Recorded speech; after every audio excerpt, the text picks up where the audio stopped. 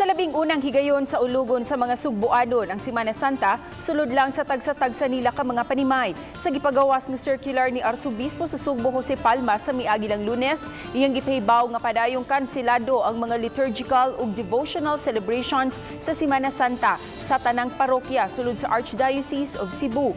Iyang giawhag ang kaparian sa mga parokya nga ipadayon ang pagsaulog sa misa sine populo kun misa nga wala ang mga matuhuan nga mutambong. Apan mipahinumdom si Palma nga sa tanang sa ulugon nga misa sine populo gikinahanglang limitado lang ang mga mutambong.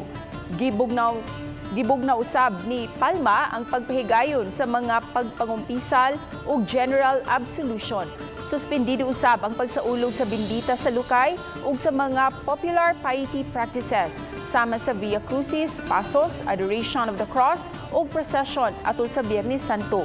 Ginili usab ang paghawak sa balaang krus. Kanselado na usab ang Easter Vigil Mass ug blessing sa New Fire. Hinuon gipahibaw ni Palma nga ang pagbag-o sa bunyag nga sagad sa ulugon sa Easter Vigil iuswag na atol sa Pentecost Sunday.